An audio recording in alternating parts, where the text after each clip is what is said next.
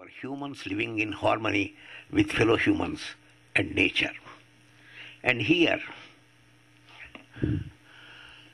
many people ask me, all right, if we become atheists, if we have in trouble if we want to have some solace, if we think there is some force which is beyond us, which we call God, so if we believe in God, it gives us some solace. And as atheists, when you are denying God, are you not taking away that instrument of solace from us? Then I say, just for the sake of solace, if you want God as an instrument, I will fight for your right to believe in God as an instrument of solace. If you want to get solace only from God. But why do you want to take solace in God? Because you are not getting solace from fellow human beings. We are not assuring our fellow humans, if you are in trouble, I am with you. I will take care of you. So, because fellow humans are not assuring other fellow humans, I am for you, I am with you, we protect you, we take care of you, so they need someone who could take care of them. And in that someone, they wanted somebody who can never do any harm to them. And who can be listening to their prayers. And who can make them feel, yes, that person or that force who listens to their prayers may come and help them. So in this one, now I tell them, if you trust me, I may deceive you. If I trust you, you may deceive me. If all of us trust the nature, when we want rains, rains may not come. When we do not want rains, rains may come, floods may come. So anything that exists is prone to change. When it changes, it does not change to suit to our need and to suit to our hope.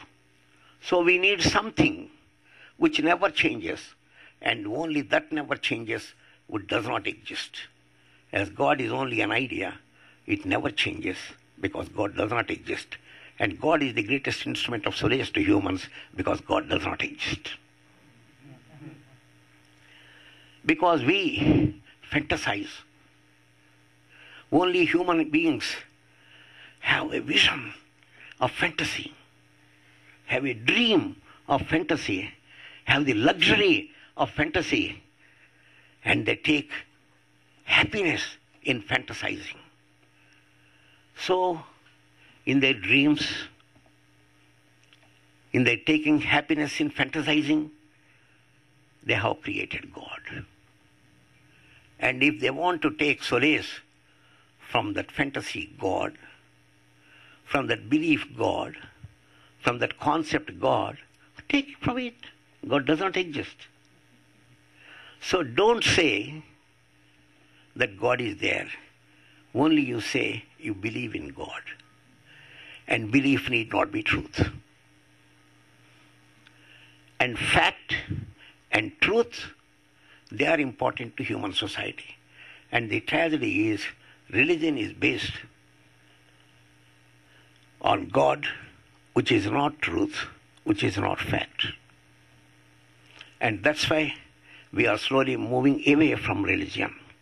Like that nationality, till 1947, August 15th, whether you were in Lahore or Peshawar, or in Delhi or Dhaka or Madras or Calcutta, all are Indians. But when Pakistan is created, new nationality is created. As we humans have created religions, we have created nationalities. So when we have created something, when our own creation is disturbing us, we have a right to go beyond them and to undo them. So now a time has come for humanity to go beyond religion and beyond nationality and to become universal humans, and I feel only those who believe in atheism, who practice atheism, they can lead that movement, a movement towards a post-religious society and a movement towards a post-national society which will become a universal human society. And for that, we atheists have to take the responsibility, and we should have been the leaders of that movement. We should be in the forefront. So thank you very much, and then I invite your comments, and if there are any questions, I will be very happy to share what I know, and I will be also very happy to learn from you. Thank you.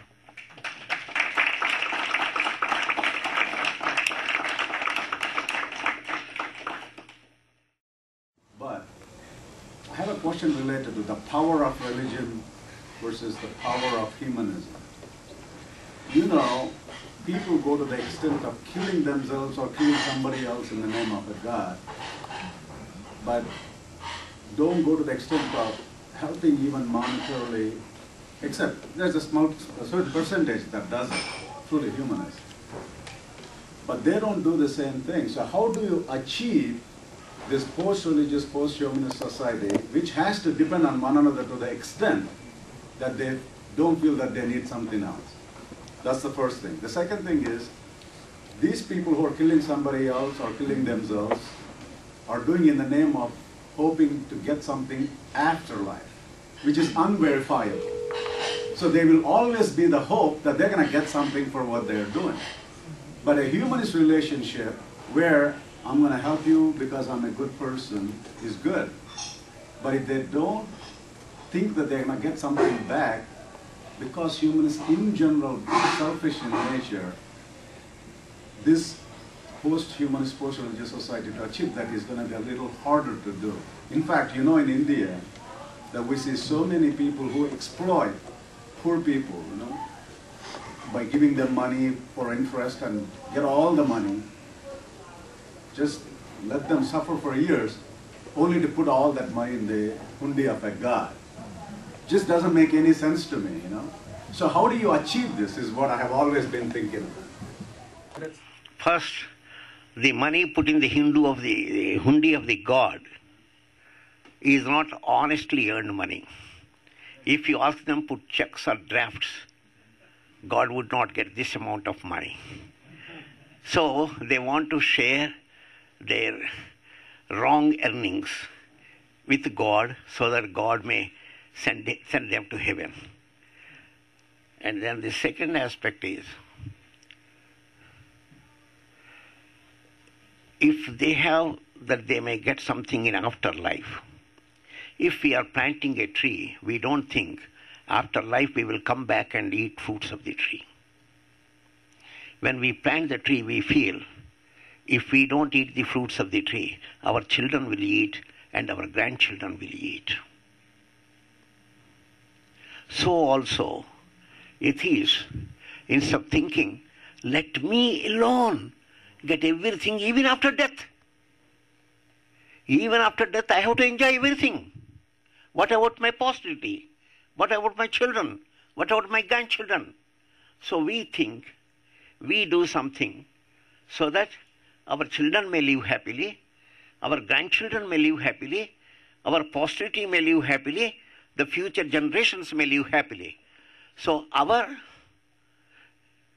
we believe life after our death in the life of others.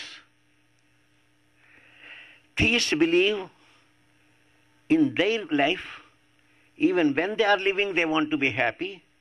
Even after that, they want to be happy. They are not thinking of the happiness of their children even. So this is my answer to that one. Then the first one about post-religious society. See, the post-religious society cannot be achieved in one day. It is evolving. So in its evolution first, religious people think our quarreling is no good. Somewhere all religions have to sit together, talk together, and stop quarreling. So that an inter-religious society stage will come. And in the interreligious society, people belonging to all faiths, they sit together and they say, let us stop hating each other. Let us stop going to violence against each other. The World Parliament of Religions started only for that purpose, but that did not achieve it. Still, the wars between religions, hatred between religions, and violence between religions is going on. Then the second stage is when interreligious society could not achieve any peace between various religions, so people, they want to first say religions are wrong. They start hating religions. They want to take away religion from their life and say, I don't want religion. As long as I am a Hindu, I cannot love a Muslim. As long as I am a Jew, I cannot love a Muslim. As long as I am a Muslim, I cannot love a Hindu or a Jew. As long as I am a somebody of some religion, I cannot love other religious people. So let me go beyond religion. And there, the knowledge that I cannot love, so I hate my being a religious person, my belongingness to religion. So this kind of hatred to my belongingness to religion and others' belongingness to religion is counter-religious society. You counter your religious feeling and your religious identity.